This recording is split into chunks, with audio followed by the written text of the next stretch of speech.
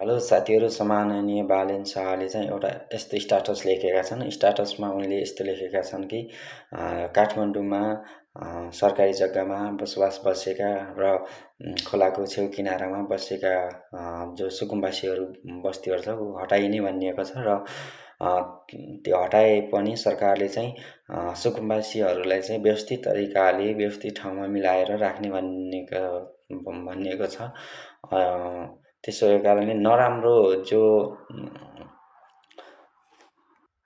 र साथै जोखिमपूर्ण जो बसिरहेका थिए मान्छेहरू खोलाको छेउ किनारामा त्यो हटाइने र व्यवस्थित ठाउँमा मिलाएर राख्ने भनिएको छ। र साथै जो नराम्रो खबरहरू, नराम्रो न्युजहरू र नराम्रो भरमलाई चाहिँ नसुन्न हुन उनले आग्रह गरेका छन् र धैर्य भएर बस्न उनले यसरी स्ट्याटसमा बताएका छन्।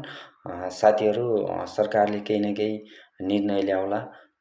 तपाईहरू सबैजना एकदम धैर्य भएर बस्नुहोला र यत्तिकै त सरकारले त्यत्तिकै त छोड्दैन सुकुम्बासीहरूलाई, केही न केही निर्णय व्यवस्थित ठाउँमा मिलाएर अवश्य पनि राख्छ।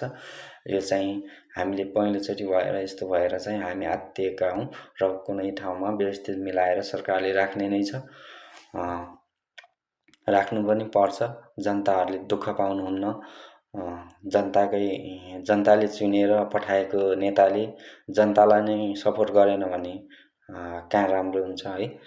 त्यही भएर चाहिँ व्यवस्थित तरिकाले मिलाएर राख्छ सरकारले, नआत्तिनुहोस्।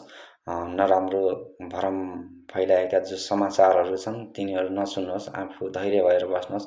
एक दिन अवश्य राम्रो हुनेछ। हस्त, शुभ दिन। जय नेपाल।